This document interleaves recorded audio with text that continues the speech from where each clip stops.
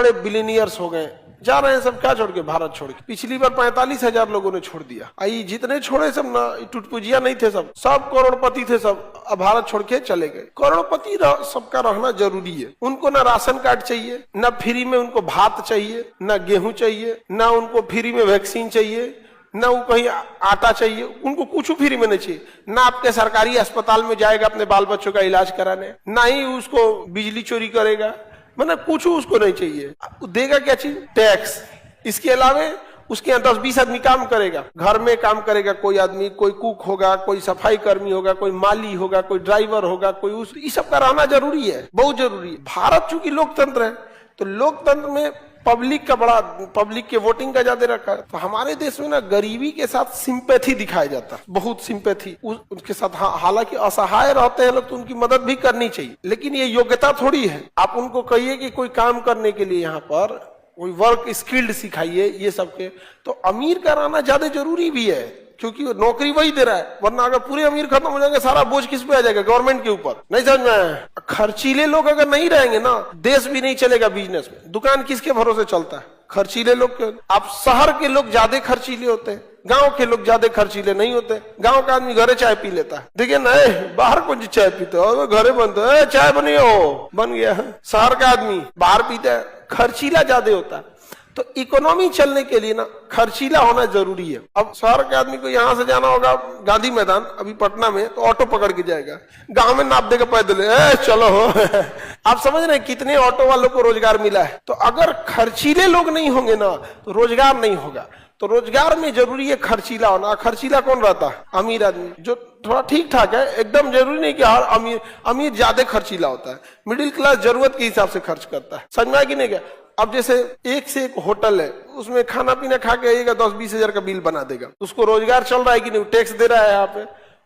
छोड़ के अमीर भाग जाएंगे सब, तो दिक्कत है। आप भागना नहीं चाहिए। जो भी शहर आगे गया है वो देखिएगा अमीर सब खींच के ले गया है। मुंबई ले गया कि नहीं? बेंगलोर, वर्किंग क्लास भी है, और दिल्ली हो गया, ये हो गया यहाँ पे। तो गुजरात में बड़ी बड़ी फैक्ट्रीज, कारखाने हैं। तो दोनों का रहना जरूरी है। अब चिंता का विषय है कि भारत से बड़े बड़े अमीर उद्योगपति, व्यापारी भारत छोड़ के भाग रहे हैं। अब उनके लिए क्या किया जाए? तो लक्ष्मीमल सिंधवी, नाम क्या? लक्ष्मीमल सिंधवी। लक्ष्मीमल सिंधवी। तो लक्ष्मीमल सिंधवी समिति ने 2005 में एक नागरिकता लाया जिसका नाम था ओवरसीज नागरिकता। कौन सा? ओवरसीज नागरिकता। ओवरसीज नागरिकता क्या है कि यदि कोई भारत का नागरिक भारत की नागरिकता छोड़कर स्वेच्छा से किसी दूसरे देश का नागरिक बन गया है, लेकिन वो थोड़ा पैसा वाला है, तो संविधान में कैसे कहेगा कि पैसा वाले को वैल्यू देना है? नहीं ना कहेगा। एक कॉमन इंडिया में मिथ है लोग कि अमीर को लोग ना निगेटिव नजर से देखते हैं। हर इंसान अमीर बनना चाहता है, लेकिन जो अमीर बन गया उसको निगेटिव देखता है। और गरीबी को क्या देखता है? पॉजिटिव। गरीबी को, इंडिया में लोग गरीबी को पॉजिटिव देखते हैं, तो फिर गरीबे रहो। और जो अमीर बन गया है ना, इंडिया में थोड़ा अलग नजर से देखता है सब। उसको लगता है ना कि सारे अमीर शोषण करके बने हैं सब। अरे कुछ लूट के बने होंगे, लेकिन बाकी मेहनत करके। जैसे कोनो ठेकेदार मिला बिहार में, पुल गिरा दिया, अपने अमीर बन गया। तो ये सब टाइप के उटपटांग है सब। लेकिन जो अपना काम करके जा रहा है, किसी की फैक्ट्री है, किसी के कारखाने हैं, तो अपना मेहनत सह करके जा रहा है। तो इसके लिए क्या किया गया? ओवरसीज नागरिकता दी गई। कोई अरबपति है, जैसे जिंदल स्टील कारखाना, उसको दे दिया गया ओवरसीज नागरिकता।